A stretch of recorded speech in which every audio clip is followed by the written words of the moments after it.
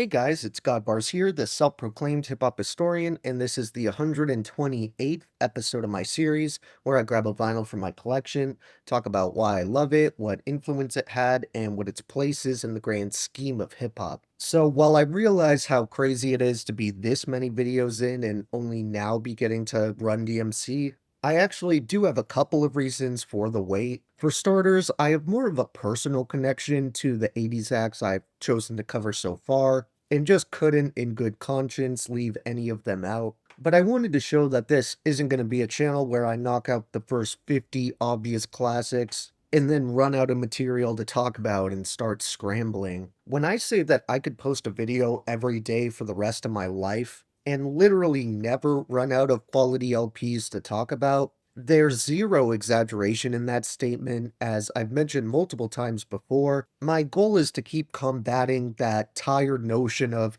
hip hop is so dead today, it should be like it was in the 90s. This is better than 90% of rappers today, by continuing to show non-stop classics from every possible era. As I'm someone who's honestly just kind of run out of patience with fake hip hop fans. If your knowledge of any genre is restrained to one decade, good luck convincing anyone that you're an actual student or even fan of that culture. The rest of us will be over here actually proving our love by sharing rappers we enjoy that are both old and new. Also, with Jam Master Jay's killers finally being found and brought to justice, it seems like a fitting time to discuss the legendary trio, considering their name is now back in the general news cycle for the first time in a while. Not that you ever really are at risk of falling out of relevancy when you function as such a dire and essential building block to the style of music you make. I mean, it's hard to find a word in the dictionary that can do justice to how impactful and revolutionary Run DMC was to hip hop culture.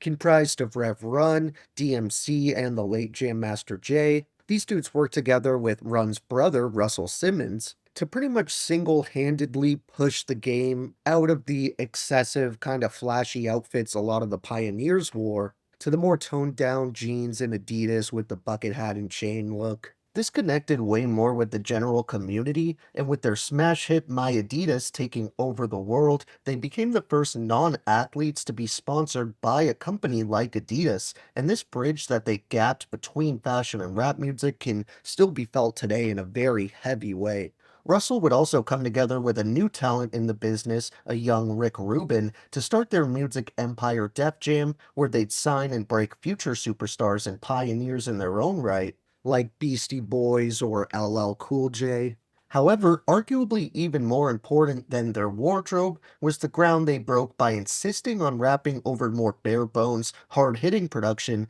that is easy to overlook as simple and not insanely impressive now. But the key thing to remember is that Russell Simmons was being looked at like he was insane by every early engineer working on this stuff. The idea of a beat without all the backing tracks was incomprehensible to the standard music engineer or executive at the time, as virtually all the successful rap acts so far had been backed by live instrumentation in some form. So when Run, J, and DMC came out with these bass-rattling songs that avoided all that glitz and glamour, it resonated much more with the underprivileged neighborhoods that crack was beginning to tear through and devastate. Also, the focus being boiled down to mainly just the rhymes, beats, and scratching felt a lot closer to that park cipher element the culture had been built on just a few years earlier. While their output may not have necessarily had that social, political commentary that acts like Boogie Down Productions or Public Enemy were excelling with,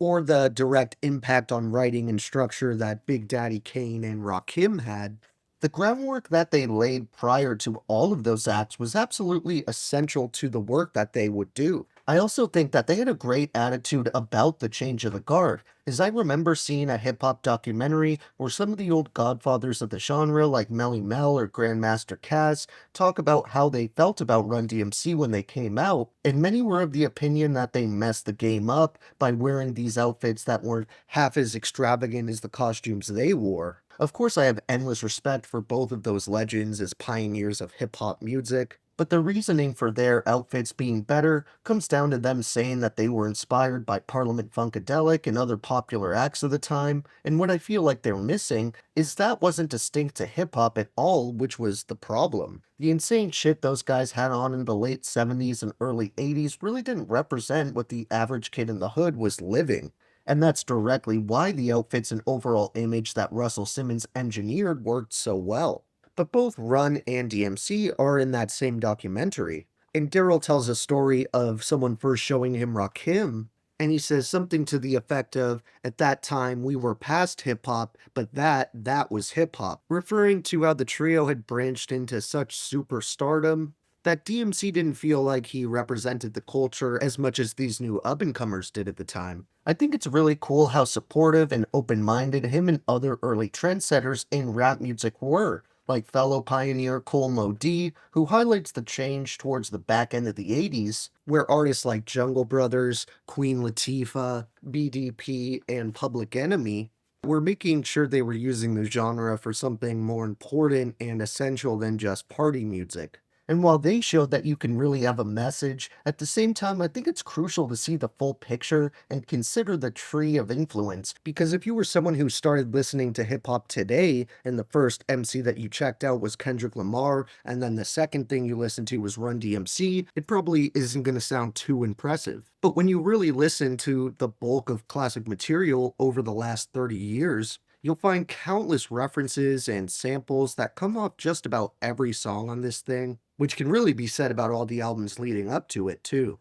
They completely broke down the barrier that racist record promoters set up by fusing rap with rock in a way that didn't abandon their roots while still branching over to that white America audience. They also had arguably the default Christmas rap anthem on here with Christmas and Hollis, which may seem like a pretty niche thing, but it was actually a relatively popular trend for a while, as shown by 2004's Christmas rap compilation LP that honestly I wouldn't mind on vinyl. Tougher Than Leather is probably my favorite album by these guys because it features a lot more sampling than their previous work and really displays Jam Master Jay's inhuman chops as a disc jockey and producer. Outside of their Christmas banger, my three favorite songs overall on here would probably be I'm Not Going Out Like That, Beats to the Rhyme in Run's House. For honorable mentions that didn't quite make the top three, those would include They Call Us Run DMC, Radio Station, Papa Crazy, Miss Elaine, Ragtime, and Mary Mary. Thank you for watching my 128th video. Next time we're going to discuss a personal favorite group of mine from the 80s, so tune in for that one, and if you enjoyed, be sure to like, subscribe, and let me know what your favorite moments off this iconic trio's last album from the 80s were. Don't forget to have a great day, and I'll see you next time, okay? Alright.